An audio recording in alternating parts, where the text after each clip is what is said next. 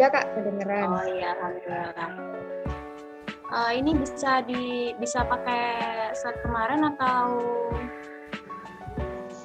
dari panitia? Dimunculkan aja ininya, slide-nya bisa nggak?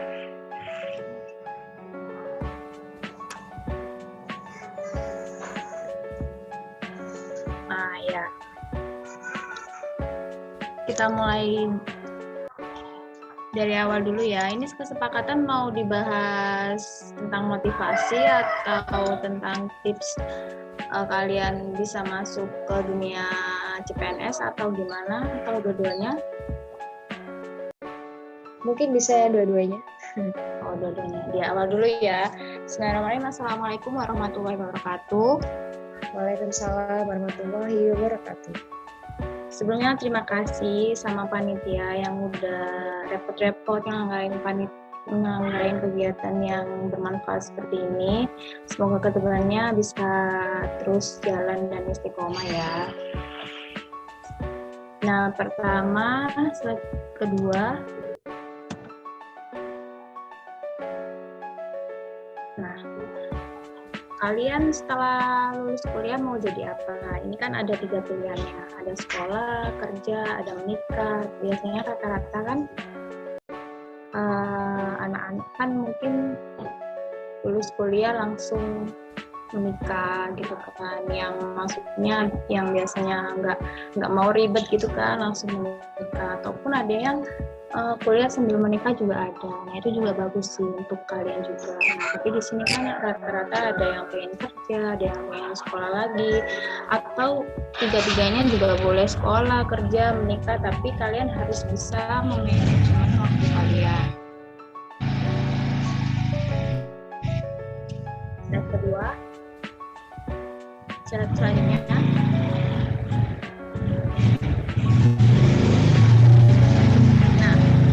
dari ketiga pilihan yang di atas tadi, setelah lulus kuliah kalian mau jadi apa? Menurut saya ada tiga indikator. Yang pertama itu yang paling penting itu adalah motivasi kalian sendiri. Motivasi kalian itu apa sih? Nah, jalan ke bawah setelah kalian ada motivasi, kalian lakukan, kalian kerjakan, pasti ada di fase sukses sama gagal. Nah, ada juga yang termotivasi karena dia sudah mengalami kegagalan. Ada juga yang dia termotivasi lagi karena dia sudah sukses gitu. Misalkan ada nih orang yang udah sukses, dia juga termotivasi karena kesuksesannya itu gitu. Jadi semuanya itu piramidnya itu adalah motivasi diri sendiri. Jadi kalau kalian nggak punya motivasi, berarti kalian nggak ada tujuan hidup gitu. Jadi yang paling penting poin dalam hidup kalian itu motivasi dulu, tujuan hidup kalian dulu. Nah, selanjutnya itu banyak jalan-jalan yang bisa dipilih untuk teman-teman gitu. Jadi di sini ada banyak jalan menuju Roma. Jadi banyak pilihan-pilihan dan peluang yang bisa kalian coba gitu. Entah itu kalian bakal sukses, entah itu kalian bakal gagal, tapi nanti kalian bisa belajar dari pengalaman kalian itu sendiri. Slide selanjutnya. Nah, setelah dari itu ada 3 poin lagi. Yang pertama bersikap keras. Bersikap keras itu seperti kayak memotivasi diri sendiri dan keras terhadap diri sendiri juga itu bisa sih. Misalkan saya harus lulus 3,5 tahun nih. Nah, itu kalian harus push semangat kalian gitu. Jadi kalian harus pertama keras terhadap diri kalian sendiri. Nah, terus di dunia luar juga kalian harus tahan banting gitu. Misalkan revisi dosen berkali-kali. Ini ada sampai mahasiswa yang direvisi dosennya itu sampai nangis-nangis gitu. Jadi kalian harus tahan banting gitu. Yang yang pertama yang harus kalian punya itu mental yang kuat gitu. Jadi di sini bersikap keras itu keras terhadap diri sendiri juga. Yang kedua, memiliki tujuan hidup. Kalau kalian nggak punya tujuan hidup, kalian pasti bingung. Lulus kuliah ini mau apa ya? Mau apa? Kalau misalkan kalian ada tujuan hidup, pasti lulus kuliah nih, nggak boleh nganggur. Meskipun kalian belum dapat kerja, udah naruh CV kemana-mana tapi belum kepanggil atau belum lolos, gimana caranya biar nggak nganggur gitu. Misalkan kalian buka usaha sedikit-sedikit gitu. Sekarang apa sih yang nggak bisa dikerjakan di rumah? Misalkan main saham, tapi kalau saham nggak ada modal nggak bisa kan. Terus gimana Kak? Cobalah bisnis online sekarang kalau misalkan kalian nggak ada modal bisa dropship atau cara reseller gitu. Soalnya dulu saya juga dari kuliah tuh terus sekarang dikumpulin akhirnya bisa stok barang sedikit-sedikit kayak gitu. Terus yang ketiga apa? Reward misalkan nih kalian lulus 3,5 tahun, reward untuk kalian apa? Misalkan aku pengen liburan kemana gitu, harus ada reward untuk apa? Untuk menggantikan jerih payah kalian yang sudah kalian lakukan di kemarin hari itu. Harus ada reward untuk diri sendiri biar tetap semangat. Slide selanjutnya.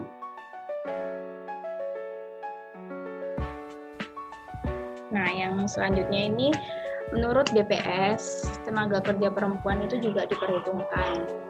Tercatat 47,95 juta orang perempuan yang bekerja. Jumlahnya meningkat setahun setelahnya menjadi 48,75%. 75 juta. Nah, berarti di sini tenaga perempuan itu sangat dihitungkan di dunia pekerjaan. Jadi jangan khawatir untuk para mahasiswa, calon pencari kerja, jangan khawatir kalian misalkan perempuan nih, kerja apa perempuan cuma di kantor, tapi ya kalah saing nanti sama yang cowok-cowok, jangan minder gitu kan, karena di sini perempuan juga banyak berdistribusi terhadap tenaga kerja di Indonesia gitu. Slide selanjutnya. Nah, jadi tips, kakak mau kasih tips buat kalian yang pengen cita-citanya setelah kuliah itu mau kerja, atau setelah kuliah mau nikah sama kerja, atau setelah kuliah bisa juga sekolah, kerja, tiga-tiga yang di atas tadi kalian juga bisa rangkum. Tapi yaitu kalian harus yang pertama manajemen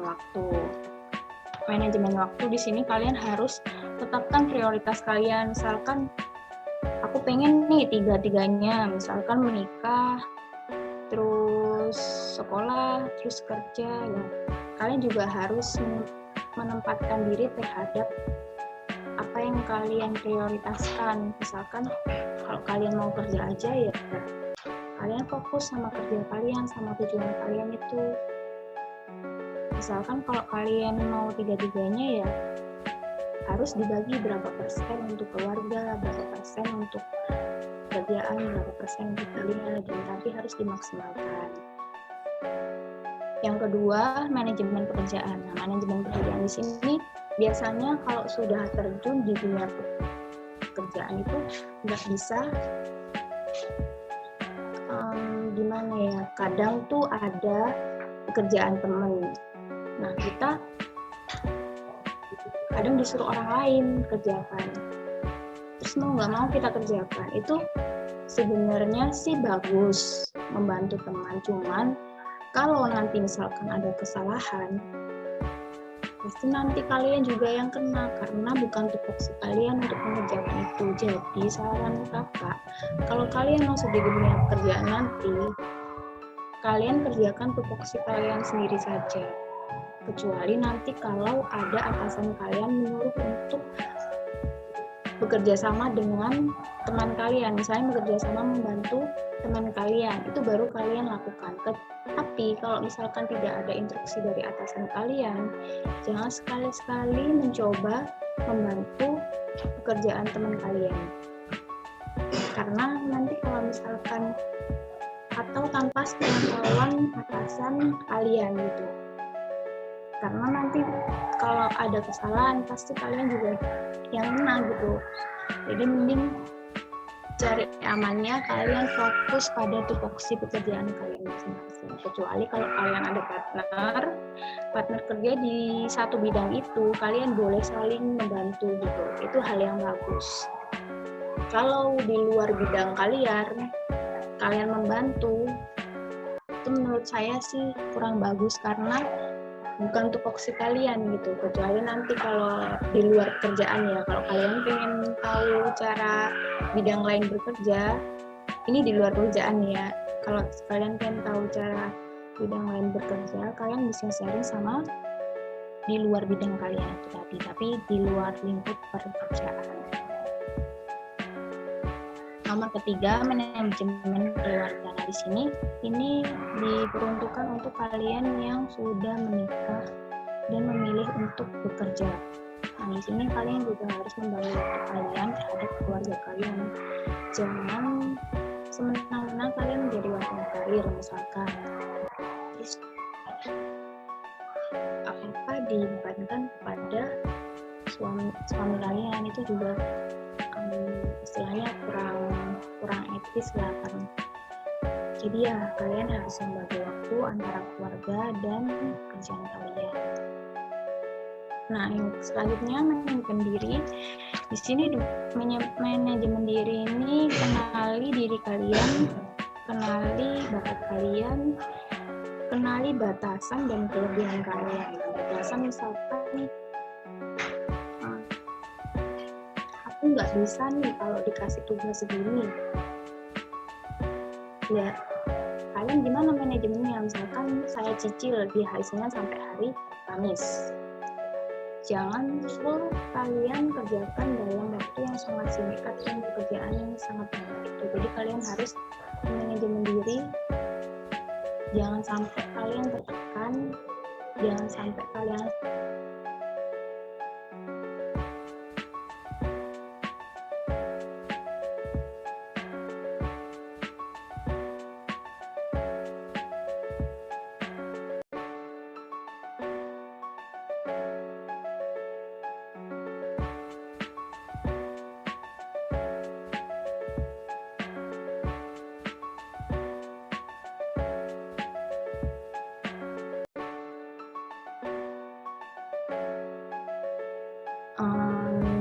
bagus gitu, kinerjanya bagus, itu masih dirubah mindset kalian gitu.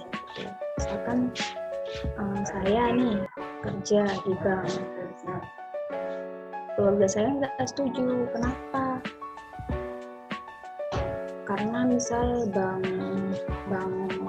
itu riba atau apa. Mungkin kalian bisa cari bank-bank yang syariah, terus kalian kan juga ekonomi syariah, terus kalian bisa jelaskan di bank itu ada sistem seperti ini yang nggak ada ribanya seperti ini.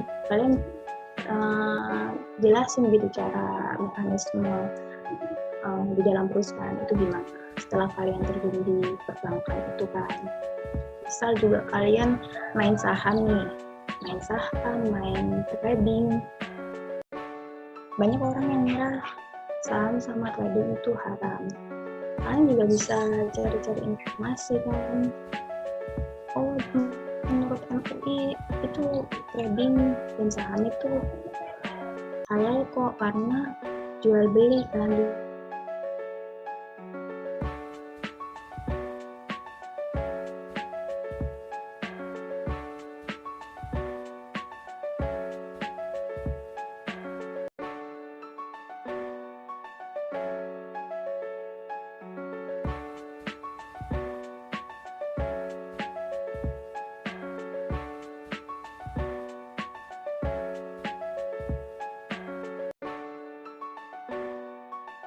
dan lain-lain.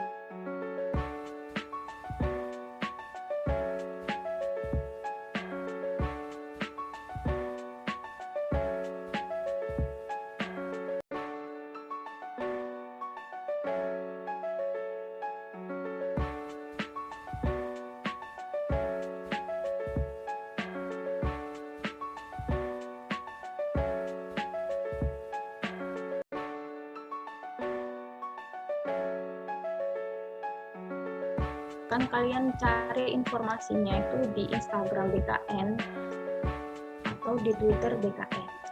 Itu pasti banyak informasi yang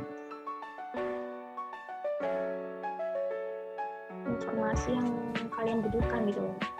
Kalau kalian nggak cari-cari informasi, kalian bakal ketinggalan. Jadi mending kalian ikuti Instagramnya BKN, Twitternya BKN, tapi biasanya paling update itu di Twitternya BKN.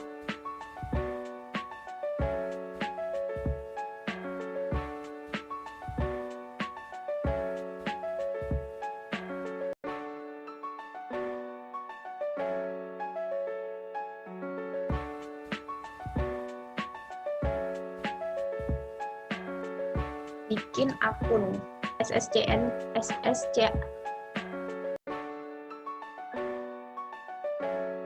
asnbkn.co.id. Sebenarnya sscnbkd.co.id, tapi sekarang sudah diganti jadi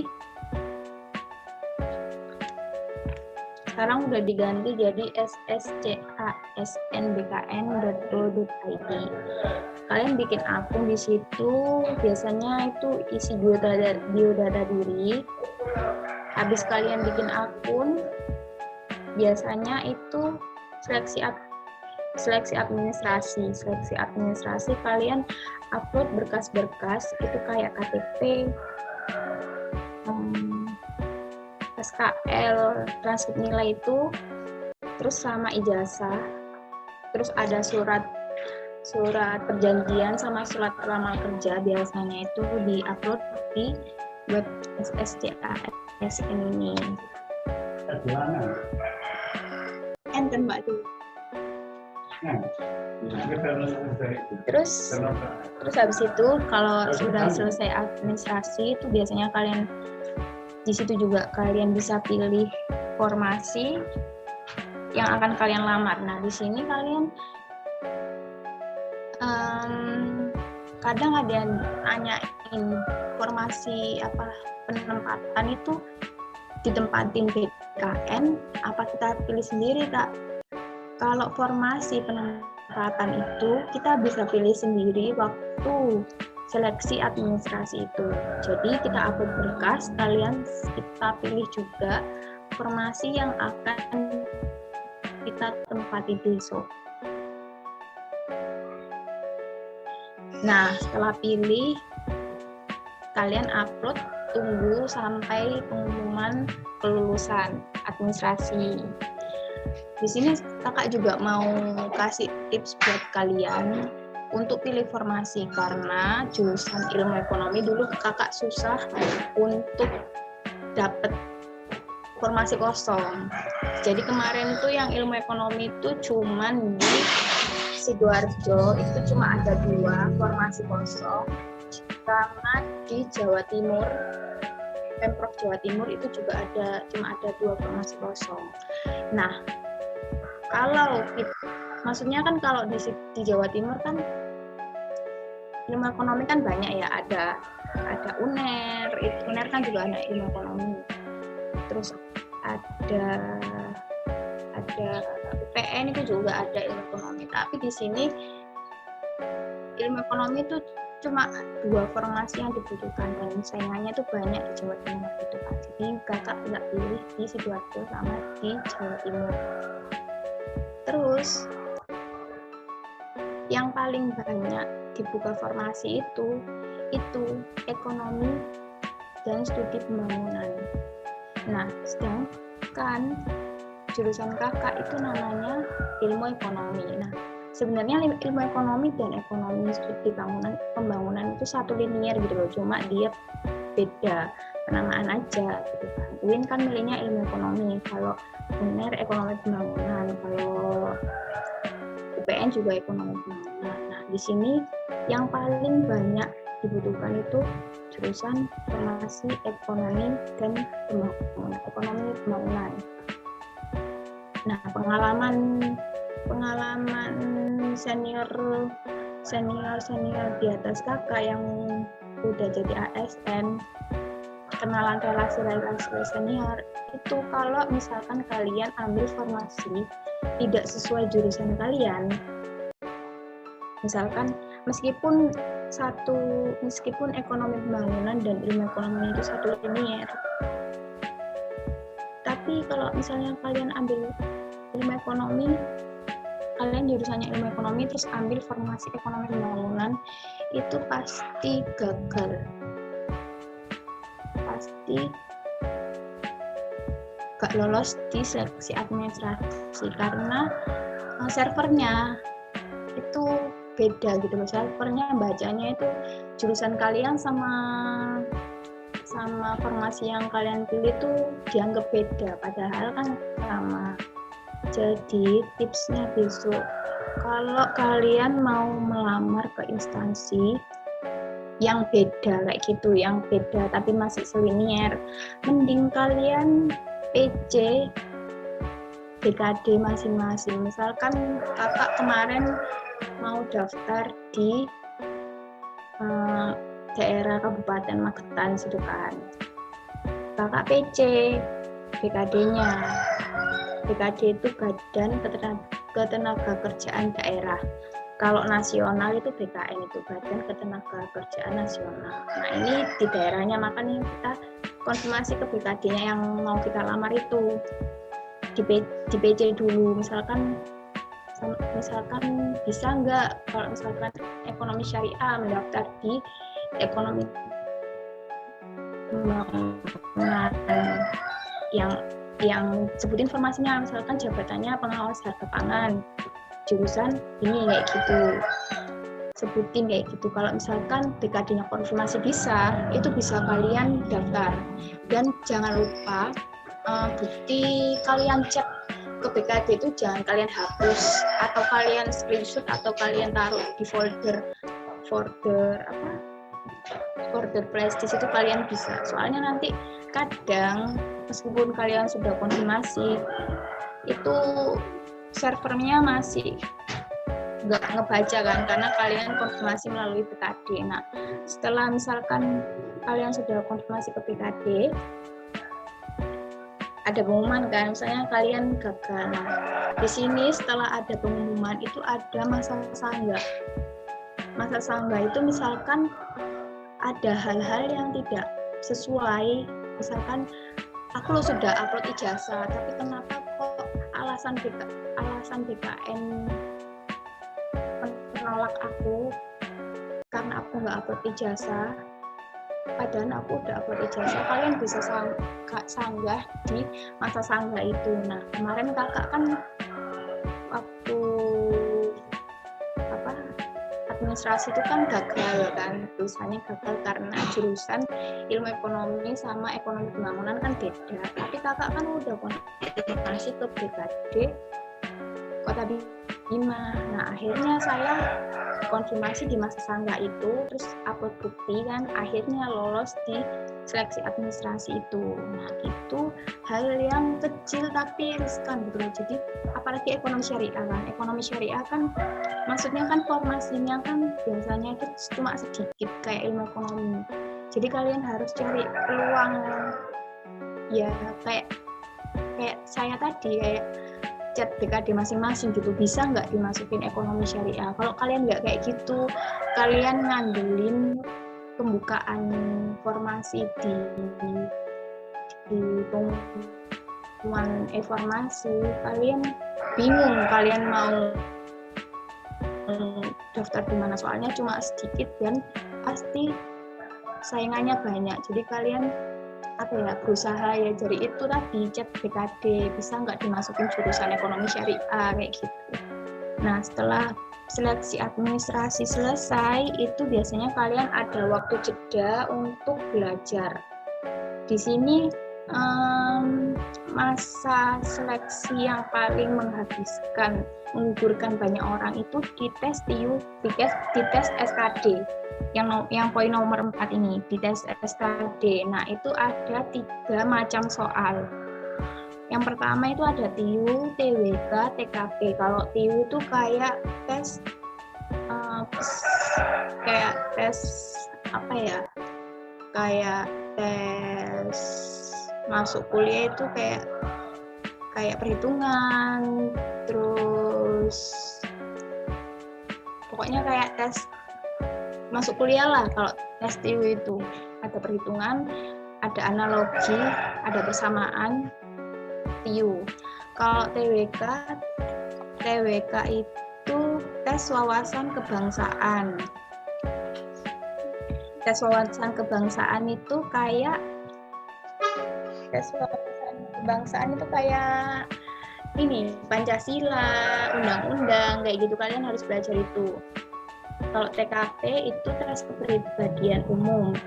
Jadi misalkan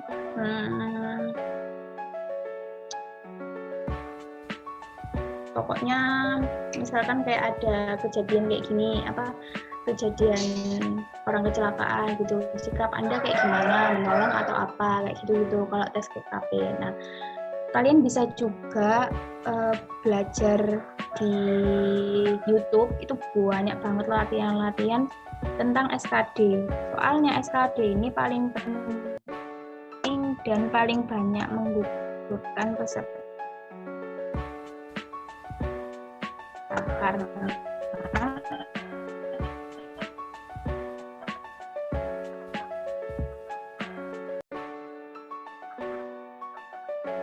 di luar bidang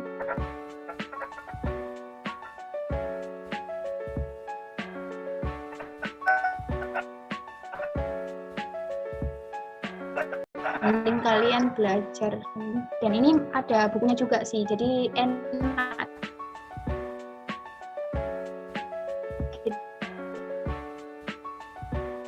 itu kan, ada panduannya, maksudnya chat ataupun kayak apa ya, kayak tes online gitu, banyak yang ngadain tes online di website, yang di IG juga banyak.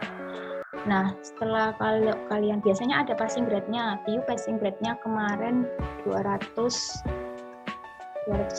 kalau nggak salah, pokoknya masing-masing sub itu ada passing grade-nya. Kalau kalian misalkan TKP-nya tinggi, TWK-nya di bawah passing grade, kalian nggak lolos, jadi harus di atas passing grade semua. TIU harus di atas passing grade, TWK harus di atas passing grade, TKP, dan untuk melanjutkan ke seleksi SKP, nilai kalian harus di atas nilai peserta yang lain. Misalkan 2 formasi yang kosong itu ada 2. Nah, berarti yang diambil itu 6 orang karena 1:3. Jadi misalkan kalau 2 formasi yang kosong, jadi 6 orang yang bakalan masuk ke tes SKB. Nah, kalau udah tes SKB ini kalian harus benar-benar belajar, karena ini tes terakhir buat masuk CPNS. Kalau yang misalkan ambil kementerian, biasanya ada tes lagi, tapi kalau yang ambil kayak provinsi, kabupaten, kota, kalian cukup sampai tes SKB.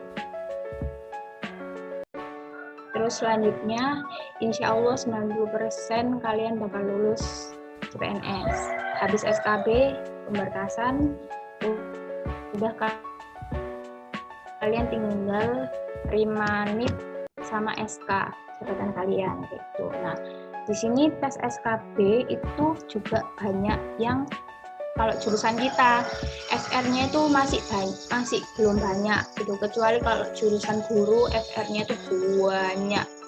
FR itu apa sih Kak? FR itu kayak semacam latihan Soalnya kalau SKB itu kalian nggak ada buku panduan sama sekali, cuma mengandalkan FR dari orang-orang. Kalau SKD kan kalian ada bukunya kan, kalian bisa beli bukunya di Gramedia atau di toko-toko buku lainnya ada panduannya. Kalau SKB ini kalian nggak ada panduannya karena mengandalkan FR kalau teman-teman yang lain. Nah, gimana Kak kita belajar FR-nya di SKB itu? Kalau SKB itu kalian cari-cari grup di Twitter, itu banyak. Kalau kalian cari download di web yang ada di internet, itu pasti kebanyakan yang muncul itu SKB-nya guru. Soalnya emang SKB-nya guru itu sudah banyak gitu loh. Nah, untuk tahun ini buat teman-teman kalian atau buat kakak-kakak kalian itu CPNS tahun ini itu nggak ada CPNS guru. Guru itu diganti PPK. Jadi kayak dia itu sistemnya nggak ada.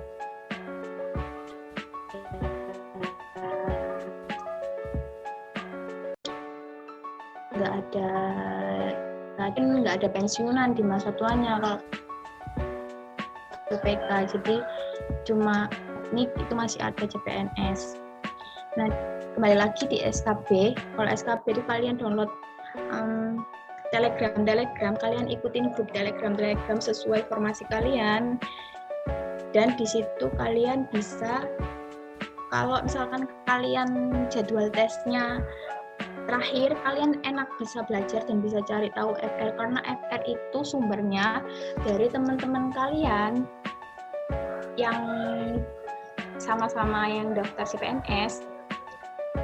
Itu dia share soal-soal apa aja yang udah keluar. Misalkan kemarin kakak itu gabungan di detik-detik terakhir mau ujian, itu kakak bingung karena SKB itu soalnya itu pasti tentang jurusan kalian yang pertama. Kalau yang kedua itu tentang formasi kalian. Misalkan saya formasi pengawas harga pangan, berarti kurang lebih soalnya tentang pangan. Jadi saya belajar undang-undang pangan. Dan undang-undang pangan itu baru kan buat saya, jadi saya lebih fokus ke undang-undang pangan. Nah, ternyata setelah kakak masuk grup Telegram itu, banyak yang bilang kalau yang keluar itu tentang jurusan saya. Jadi Hamin berapa hari ya, Hamin 3 hari itu ada FR keluar. Yang keluar itu tentang ekonomi mikro sama ekonomi makro. Jadi ya saya putar balik dari belajar hafalin undang-undang pangan, langsung saya review materi ekonomi makro sama ekonomi mikro. Nah, pas hari H beneran yang keluar itu tentang ekonomi makro sama ekonomi mikro. Tentang pangan itu cuma keluar 1-2 poin aja. Jadi yang paling penting di tes SKB itu kalian cari FR sebanyak-banyaknya. Soalnya FR itu menurutku paling terpercaya gitu loh, daripada kalian belajar download. Misalkan coba soal-soal SKB formasi ini itu pasti susah banget keluar kecuali guru. Jadi kalau tes SKB mending kalian cari FR dengan cara kalian masuk ke grup Telegram sesuai formasi kalian. Kalau bisa kalian masuk di grup yang ada pesaingnya kalian. Terus kalian juga bisa lihat kualitas pesaing kalian itu juga bisa. Misalkan kalian pengen tahu nih saingan kalian itu lulusan mana, itu kalian juga bisa lihat di Kementerian Riset Dikti. Itu ada Nanti kalian ketik aja namanya sama, pokoknya kalian ketik aja namanya sama jurusannya. Biasanya itu langsung keluar semua nama sama jurusan itu. Itu kakak kemarin ketik itu jadi tahu semua pesaingnya kakak itu dari Universitas Mataram semua. Jadi kalian bisa mengukur, oh lulusan ini, jadi sekiranya saya harus lebih giat belajar. Itu juga untuk motivasi diri kalian gitu loh. Kalau kalian tahu saingnya kalian kan, jadi kalian bisa termotivasi gitu kan. Nah, itu. Terus setelah SKB, nah ini juga penting. SKB itu nilainya 60%. Kalau SKD nilainya 40%. Jadi di rata-rata nilai SKD sama SKB. Jadi lebih banyak diambil dari SKB. Nah, setelah ujian selesai, pengumuman, kecuali yang kementerian. Kalau kementerian ada sesi tes lagi. Ini secara global, cuma yang provinsi, yang mau ambil provinsi, yang mau ambil kabupaten atau kota, itu cuma cukup sampai SKP aja. Selesai itu langsung kalian pemberkasan. Pemberkasan itu juga kan waktunya mepet nih. Pemberkasan misal cuma nggak sampai seminggu, cuma 4 hari atau enggak 3 hari. Jadi saran kakak, kalau kalian yang mau daftar CPNS sebelum pemberkasan itu kalian harus urus semua legalisir ijazah dari SD sampai S1. Karena nanti di pemberkasan kalian bakal diminta legalisir ijazah SD sampai S1. Kalau kalian belum legalisir, itu otomatis kalian keteteran di waktu pengumuman itu. Jadi sebelum pengumuman kelulusan, kalian harus sediain legalisir ijazah SD sampai S1. Soalnya itu nanti diminta. Setelah pemberkasan, tes kesehatan itu biasanya di kota masing-masing. Misalkan kakak daftar di kabupaten, kakak daftar di kota Bima, berarti tes kesehatannya di masing-masing kota. Soalnya biasanya setiap kabupaten atau kota, setiap provinsi itu ada kebijakannya masing-masing. Jadi baru bisa menjalankan tes kesehatan itu di bawah naungannya mereka gitu. Kalau tes kesehatan di luar itu nggak bisa. Terus butuh juga SKCK. SKCK itu nanti juga diminta, tapi ngurusnya juga setelah pengumuman karena ada format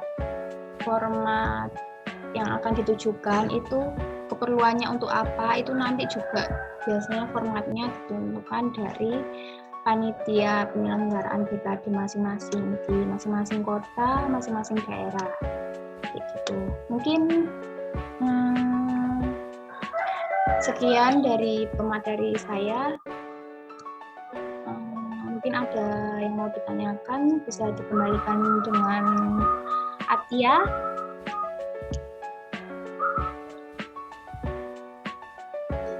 Iya. Ya.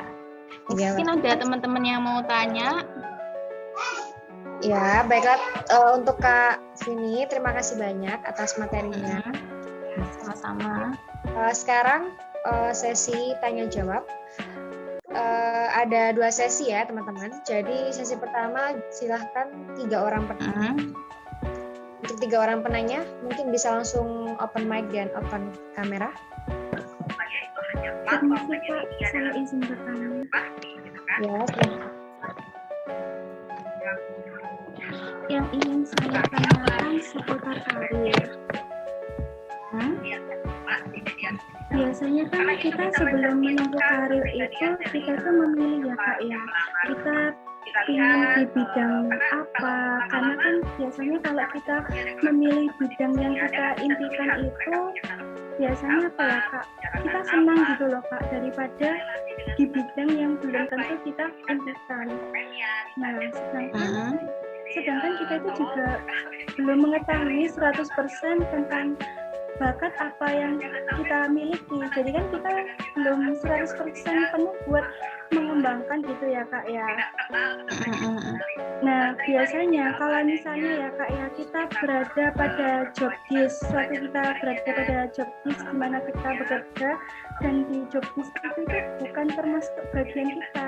Dalam arti itu bukan tempat saya di sini. Misalkan saya itu biasanya di bagian ini kita kan juga tidak bisa mengatur ya Kak. Nah, bagaimana ya Kak ya tentang keselanjutannya karir kita, sedangkan kitanya sendiri tuh kayak tidak setuju gitu dan tentang job desk yang kita miliki. Terima kasih. Sama-sama. Ya, bisa ditangkap ya Kak ya pertanyaannya? Iya. Kemudian silakan untuk penanya kedua, bisa langsung open mic dan juga open kamera.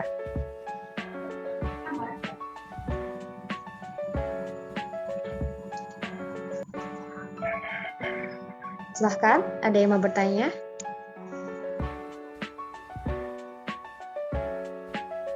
Nggak usah malu-malu ya teman-teman. Iya, nggak usah malu-malu, santai aja, orang teman sendiri kok ya, satu lulusan, satu alma mater.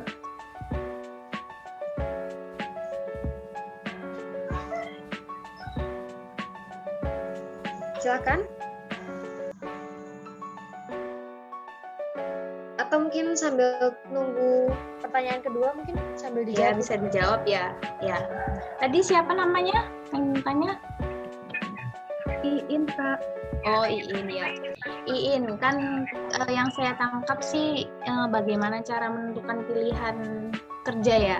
Terus ada juga cara kayak menyesuaikan diri, misalkan kalau nggak sesuai job desk kan kayak gitu kan ya. Yang pertama, bagaimana cara menentukan pilihan kerja. Nah, sebenarnya kerja itu jangan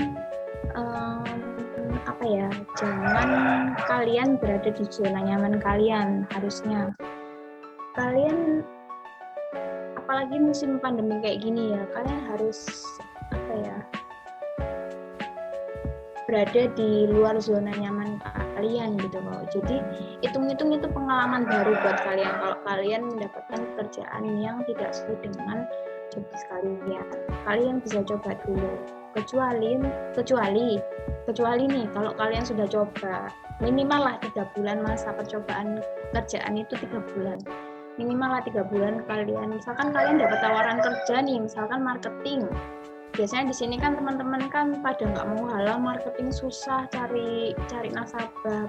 Pada biasanya kan orang-orang kan pada nggak mau kalau misalkan ditempatkan di posisi marketing. Tapi kalian dapat tawaran jadi marketing. Nah, ya kalau menurut saya sih coba aja dulu kayak gitu kan. Dulu juga saya pernah di Sun Life Syariah. Ada yang tahu asuransi Sun Life Syariah?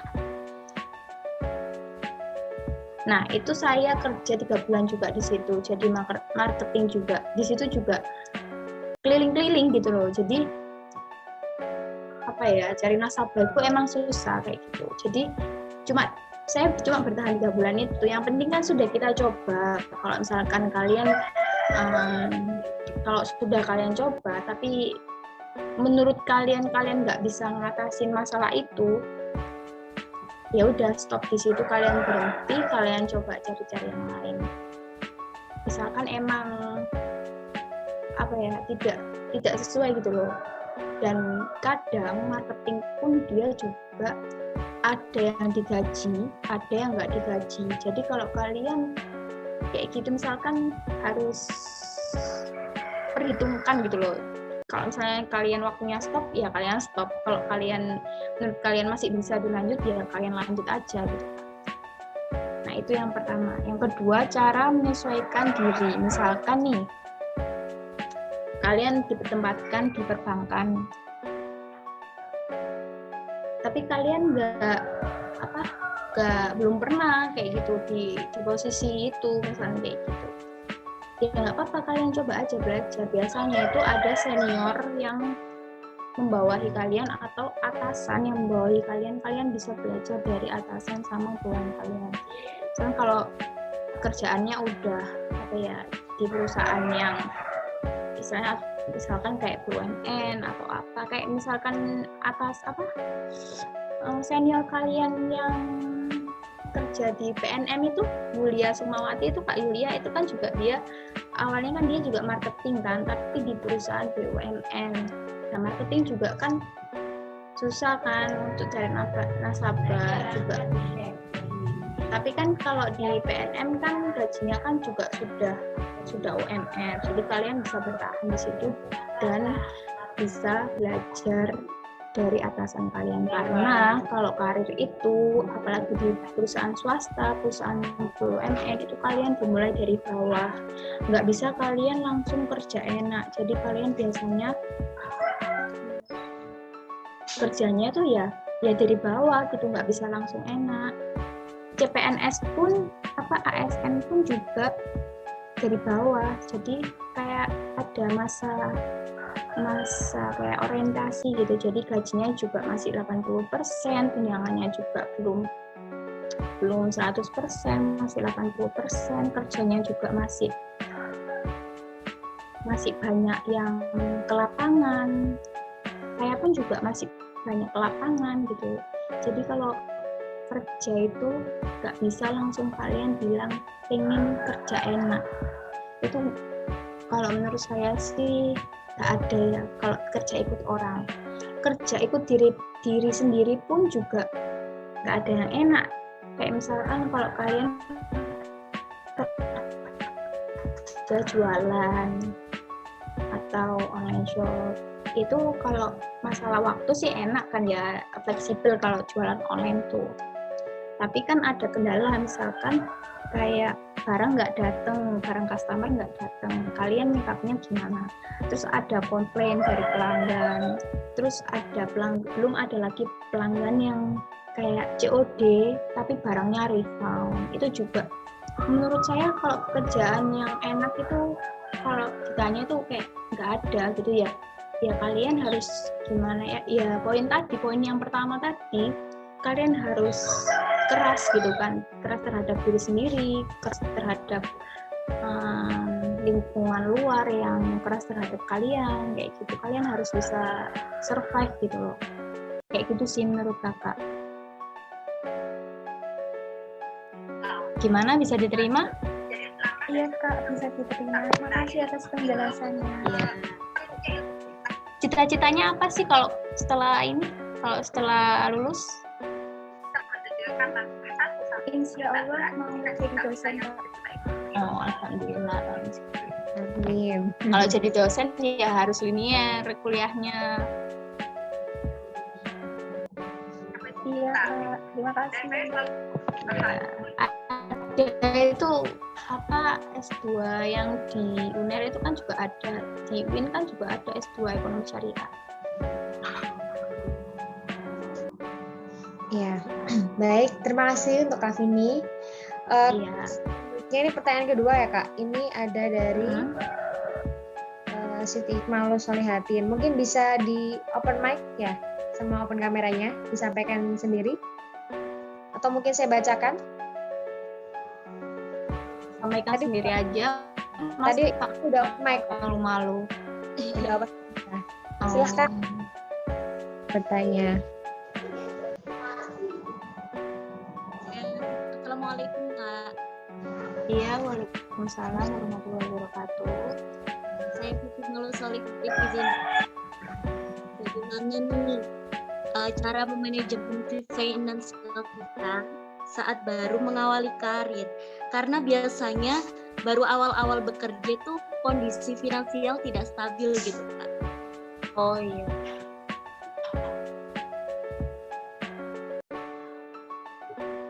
Tadi pertanyaan manajemen finansial. kalian.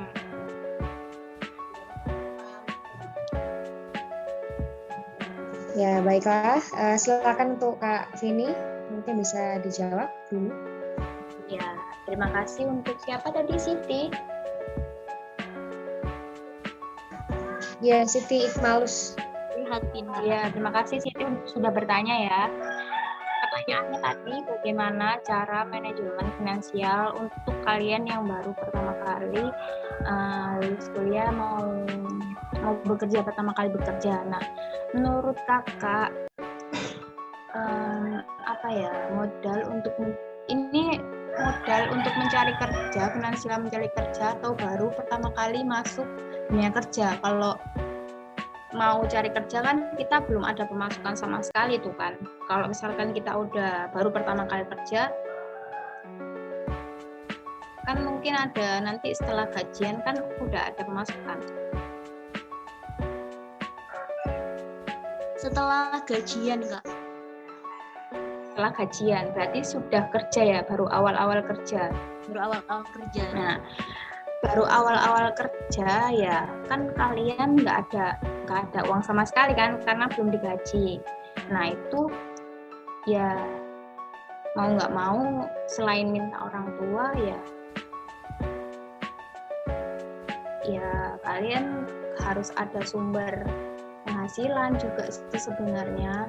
Kalau misalkan kalian ada pemasukan dari orang tua sih alhamdulillah buat jaga-jaga.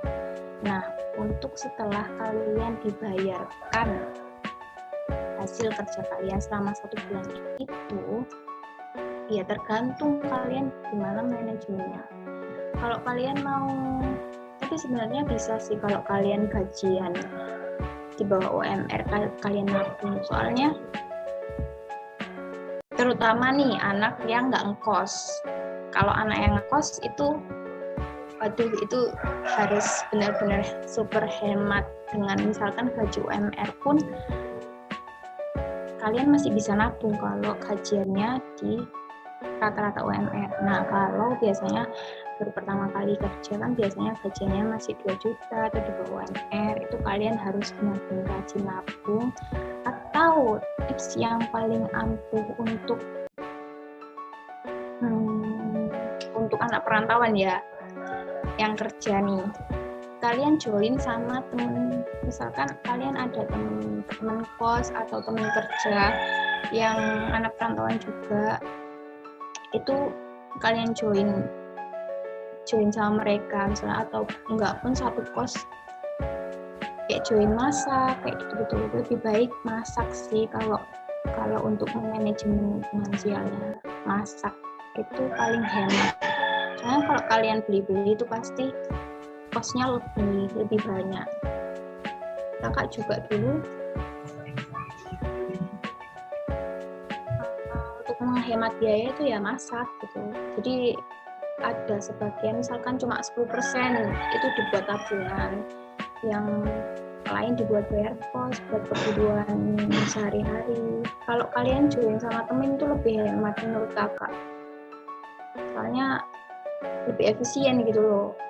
Apalagi kalau kalian kosnya berdua, ataupun kalau mau itu ngontrak gitu loh. Soalnya kalau emang udah kerjanya udah fix di situ selama panjang gitu loh, mending kalian ngontrak itu lebih efisien. Kalau mau terjaga privasinya sendiri kan. Kalau ngekos kan kalau berdua kan masih nggak enak kan, karena ada temennya nggak bisa bebas. Nah kalau mau ngontrak itu juga lebih enak sih menurutku. Dan ya itu ya awal-awal kalian nggak boleh boros, nggak boleh dikit-dikit nongkrong, dikit-dikit makan, ya nyesuaiin keadaan kalian dulu. Nah kalau kalian sudah ada tabungan ya mending ada yang ditabung, ada juga sebagian yang kalian uangnya itu kalian puterin gitu loh. Jadi misalkan nih kalau dibuat persenan, misalkan yang 60% itu untuk kebahagiaan kalian, misalnya untuk bayar kos, untuk apa, untuk makan, itu 60% atau 70% misalkan. Nah yang 10% untuk tabungan kalian, jaga-jaga kalau kalian sakit, kalau kalian apa. Nah yang 20% ini bisa kalian puterin, misalkan kalian buka saham, atau sekarang kan banyak aplikasi yang mudah dijangkau untuk pemula gitu, kayak Bibit, terus Ajaib, itu kan kayak aplikasi reksadana yang maksudnya kalau untuk pemula itu enak gitu. Jadi kalian puterin uangnya itu dari situ, atau kalian nabung di Pegadaian, nabung emas, itu juga bisa banget, bisa kalian buat referensi. Intinya uangnya itu biar nggak kalau ditabung kan mubazir, kalau ditabung itu emang untuk jaga-jaga kalian sakit atau apa, tapi memang harus ada yang bisa mobilitasnya tuh ada gitu, jadi ada kosnya, nggak didiemin gitu. Jadi kalian juga harus ada uang kayak gitu, soalnya buat investasi lah, jadi harus ada uang untuk investasi juga sih menurut kakak. Kalau kalian mau nge-planning uang penghasilan kalian, misalkan kalian gajinya 2 juta aja, itu bisa dibuat kayak gitu kalau kalian nggak hedon ya. Kalau kalian hedon ya ceritanya beda sendiri kan. Ini awal-awal kalian nabung, nanti lama-lama kan juga kalian kan juga bisa merasakan kehedonan gitu loh. Jadi awal-awal kalian harus nabung dulu.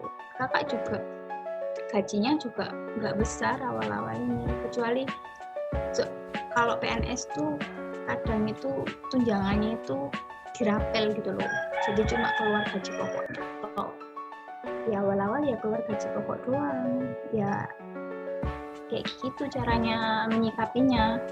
Harus hemat dan bisa dibagi antara pengeluaran pribadi untuk kos, untuk makan, untuk investasi, dan untuk tabungan sendiri. Kayak gitu sih. Terus ada lagi yang tanya? Baik Kak, terima kasih ya Kak atas penjelasannya. Sama-sama. Ya, terima kasih Kak Vini. Oh iya, jangan lupa ini ya, apa yang tanya tadi alamatnya jangan lupa dikasih ya. Iya, terus ini ada pertanyaan ketiga Kak dari silakan, mungkin ada yang tanya lagi. Safira kayaknya tadi mau tanya. Oh iya, Safira kemarin katanya bilang mau tanya. Silakan, Safira. Ya nggak jadi tanya. Kasih kesempatan buat yang lain dulu aja deh. Iya, boleh.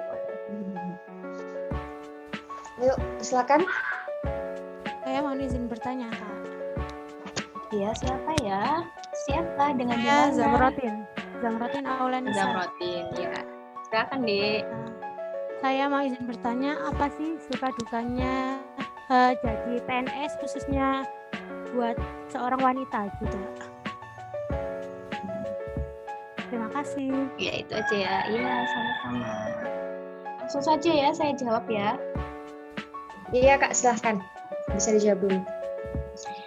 Ya, terima kasih sudah Safira ya. Siapa tadi namanya? Zamrotin. Terima kasih Zamrotin udah tanya. Pertanyaannya suka dukanya menjadi PNS. Sebenarnya sih kalau awal-awal itu ya gajinya nggak kayak gajian orang swasta yang langsung UMR, itu nggak bisa. Sebenarnya sih bisa kalau ada tunjangan, tapi biasanya kalau ASN itu tunjangannya itu rapelan, tapi juga tergantung daerah masing-masing sih kayak gitu. Jadi gaji pokoknya itu biasanya kalau masih CPNS itu masih sedikit, masih 80%. Kalau udah PNS baru full 100%.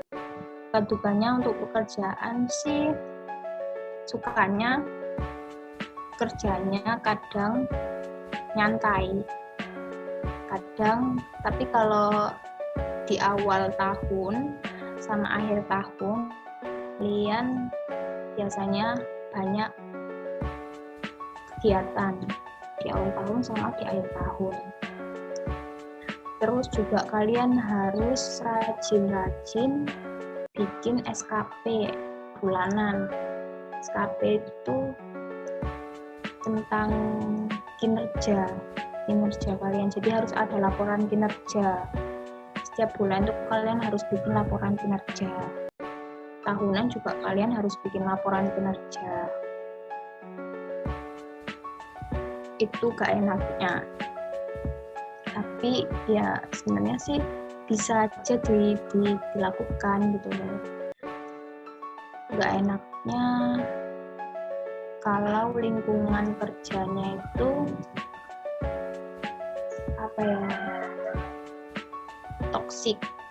Kadang ada lingkungan kerja meskipun PNS juga ada yang toksik, itu juga gak enak. Kadang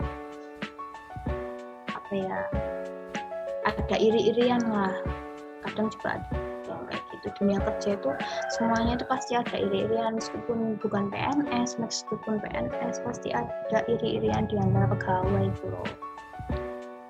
Jadi ya itu sih dukanya. Kalau sukanya ya itu nggak terlalu berat pekerjaannya. Paling kalau berat pun cuma survei aja, kalau di bagian kakak cuma survei ke pasar. Terus jam kerjanya juga untuk wanita fleksibel karena ada jam istirahat itu. Kalau di kantor kakak itu bisa pulang, jadi jam istirahat itu biasanya kakak masak di kosan. Jam kerjanya itu maksudnya nggak kayak di kantor lain gitu, dari pagi nggak ada istirahatnya, cuma sedikit, terus sampai jam 7 malam, jam 8 itu enggak. Kalau di PNS, kalau PNS itu paling setengah 8, istirahatnya jam 12, jam 11, jam 11.12, jam 1 balik, terus jam 3 udah pulang. Enaknya itu kalau PNS. Untuk wanita ya, dia itu lebih fleksibel gitu, jadi bisa ngurus anak. Dan kalau PNS itu nggak bisa sambil kuliah, tapi harusnya itu bisa kuliahin sama negara, tapi harus 2 tahun setelah kalian jadi PNS itu bisa dikuliahin. Jadi lewat LPDP itu kalian bisa cari beasiswa di situ kalau kalian PNS untuk kenaikan gaji, tapi kalian harus nunggu 2 tahun setelah PNS. Kalau nggak 2 tahun kalian biasanya kuliahnya mandiri, jadi ada waktunya kalau PNS mau kuliah itu. Jadi nggak bisa aku mau kuliah nih langsung kuliah, tapi bisa sih, cuma kalian kuliah mandiri dan nanti gelar kalian itu nggak diperhitungkan waktu kenaikan pangkat gitu loh. Jadi ada waktu sendiri untuk ASN kuliah, itu ada waktunya sendiri dari pemerintah.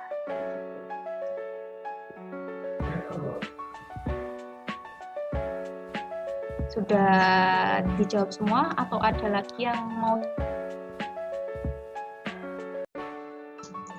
Ya, baik, untuk Kak Zamratin sudah dipahami ya jawabannya atau mungkin? Oh iya, terima kasih banyak Kak Nur Afini. Oh iya, Kak Vini aja, dipanggil nama lengkapnya Nur Afini. Iya Kak, soalnya belum tahu iya. nama panggilannya. Terima kasih.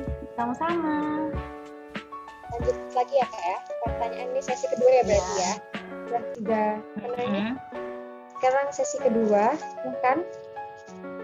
Siapa duluan? Open mic. Dari ini aja dulu ya, Kak Hana Sagita. Kak Hana mungkin bisa hidupkan open mic dan open kamera. Oh ini menarik nih.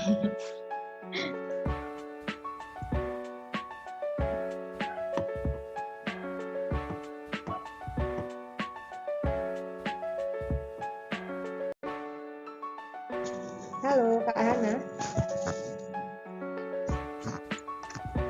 Atau mungkin dibacakan aja ya Kak? Oh, ya nggak bisa ini dibacakan aja Tia, nggak bisa buka mic dia katanya. Ya. Jadi dari Kak Hana Sagita bertanya, bagaimana cara kita menyikapi jika tujuan setelah kuliah kita itu berbeda dengan orang tua kita? Mana yang sebaiknya antara kemauan kita atau kemauan orang tua? Terima kasih. Ya, silakan Kak Afini dijawab. Langsung saya jawab ya. Nah, ini saya kasih di kasus saja ya. Contohnya kayak saya sendiri kemarin tuh kan saya sempat dapat beasiswa di Bank Indonesia itu kan selama 1 tahun. Nah itu saya dapat relasi dari Bank Mandiri, ditawarin lah kerja, tapi saya belum lulus itu, waktu itu masih ngurus akreditasi kan. Katanya Bank Mandiri itu gini, pihak Bank Mandiri itu gini, nggak apa-apa kerja dulu nanti ijazahnya nyusul, tapi kalau biasanya di bank itu kan ada sistem kontrak nih, jadi kalian buat teman-teman untuk sistem kontrak itu hati-hati gitu loh. Jadi nanti kalian meskipun banknya BUMN atau apa, kalau sistem kontrak kalian mikir-mikir dulu deh, soalnya biasanya kalau kalian keluar sebelum kontrak habis kalian tuh dapat penalti dari perusahaan. Jadi kalian ya bayar supaya perusahaan kena penalti karena kalian keluar sebelum kontrak habis.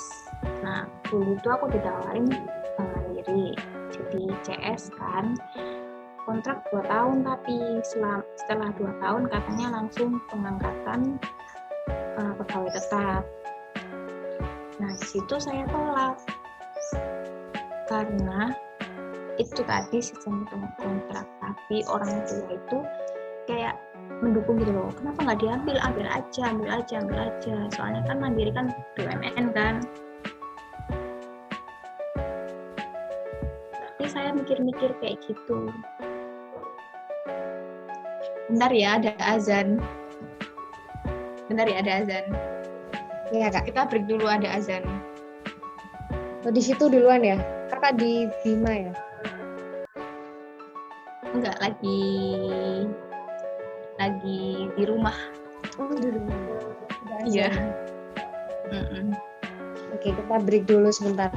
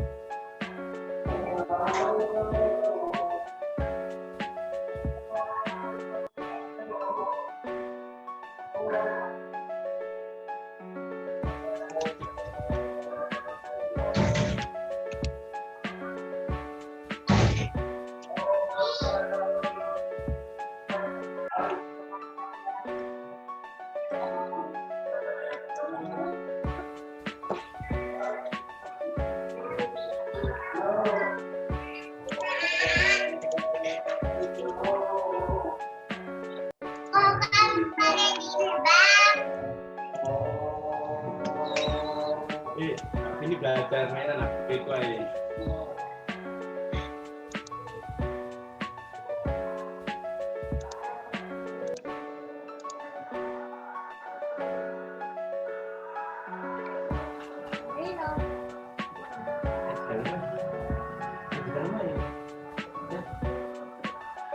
Atia, sudah bisa dilanjut ya?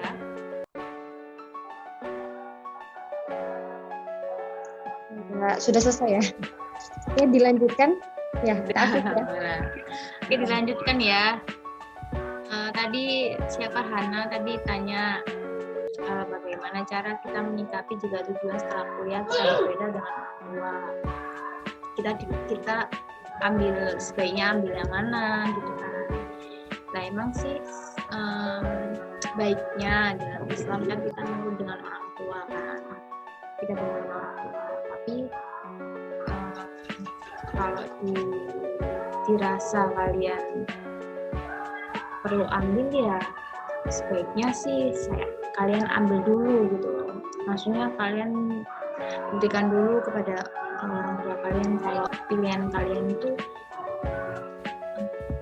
bagus untuk kalian, karena semua orang tua pasti akan mendukung pilihan kalian kalau misalkan itu bagus untuk kalian gitu kan. Misalkan dulu saya juga ditawarin di Mandiri tapi nggak saya ambil gitu. Karena ada sistem kontrak kan, karena kalau kontrak itu ada penaltinya. Orang tua kan nggak berpikiran seperti itu, mereka kan pasti pikirannya BUMN kayak gitu-gitu, nggak berpikiran ke depan. Nah, bagaimana caranya ya kalian kasih pengertian kepada orang tua kalian. Kalau misalnya kalian mau ambil ya kalian jelaskan kalau kerjaan itu baik untuk kalian. Kedepannya itu ada prospek kerja untuk kalian, jadi ada prospek karir untuk kalian kayak gitu. Nah, kalau pekerjaan yang ingin kalian tidak ambil seperti saya tadi, kalian jelasin resikonya itu seperti apa. Sebenarnya resikonya ada resiko nanti penalti kayak gitu. Itu kalian wajib menjelaskan kepada orang tua kalian, karena kan orang tua kan nggak berpikir panjang gitu loh. Maksudnya beliau kan belum paham pekerjaan yang sesungguhnya itu seperti apa. Jadi kalian harus kasih pengertian terhadap orang tua kalian. Misalkan ya orang tua kalian nggak setuju kalian jualan atau dagang. Nah, kalian harus buktiin pada orang tua kalian kalau itu tuh pekerjaan yang mulia gitu loh. Kalian bisa memberi peluang kerja terhadap orang, terus sedikit-sedikit lah kalian kasih orang tua kalian, entah itu kasih jajan atau kasih makan. Dan orang tua juga pasti berarti anakku passionnya di sini gitu. Misalkan kalian juga ditawarin pekerjaan itu marketing misalkan. Nah, orang-orang awam kan pasti mikirnya marketing susah cari nasabah, pasti kerja yang susah atau kayak gimana gitu kan. Kalian juga buktiin kepada orang tua kalian, kerjaku loh kayak gini nyantai. Kalian juga harus cerita-cerita kepada orang tua kalian selama pekerjaan itu gimana rasanya. Tapi yang nggak enak ya kalian simpen sendiri, soalnya kalau untuk meyakinkan kan harus kalian rayu-rayu gitu kan. Terus juga kalian kasih sesuatu untuk orang tua kalian, bahwasanya itu adalah reward dari kalian setelah kalian kerja gitu. Jadi ada bukti gitu loh. Kalau orang tua kalian nggak setuju kalian kerja di suatu perusahaan tapi kalian nggak nunjukin reward atas kerja kalian, ya orang tua pasti mikir kamu kerja di situ lo dapat apa gitu kan. Jadi ya kalau kalian mau mengambil keputusan berlawanan arah sama orang tua kalian, ya kalian harus kasih reward atas pekerjaan kalian ke orang tua kalian yang nggak mau kayak gitu. Dan banyak-banyak kasih pengertian, terutama cewek yang pengen merantau. Biasanya kan orang tua kan biasanya kan cewek wis gak usah merantau, wis di sini aja, gak usah kemana-mana, wis gak apa-apa kerja deket sini aja, kerja apa, terus pokoknya yang penting deket kan. Biasanya kan orang tua kan kayak gitu ke anak ceweknya. Ya apa cara kalian buat yakin orang tua kalian bahwasanya kalian sudah besar gitu, bisa menjaga diri, bisa mandiri, bisa beradaptasi terhadap lingkungan luar. Kalian harus menyakitkan orang tua kalian. Dulu saya juga izin sama orang tua saya merantau di NTB juga sebenarnya agak susah gampang, tapi saya kasih pengertian di sana loh pasti banyak teman saya kan.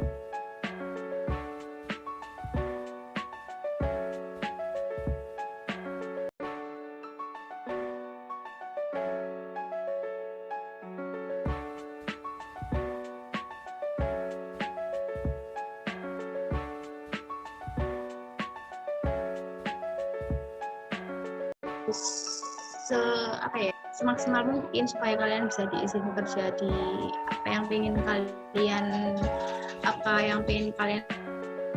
ambil gitu, apa yang pengen kalian kerjakan gitu, biar dapat restu orang tua. Soalnya restu orang tua itu juga penting gitu. Jadi sebelum kalian terima kerja, kalian harus yakinin orang tua. Setelah orang tua setuju ya, insya Allah kalian bakal lancar kerjanya. Soalnya dapat dukungan dari orang tua. Kalau belum dapat ya, setelah kalian kerja harus kalian tunjukkan reward pekerjaan kalian. Kalau kerja kalian itu bagus untuk masa depan kalian, seperti itu.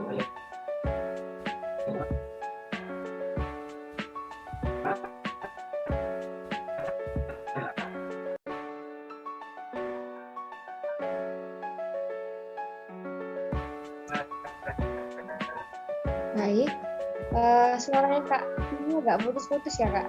Mungkin jaringannya atau jaringan ada yang belum jelas. Udah jelas? Ya, dari Kak Hana sudah jelas katanya. Perlu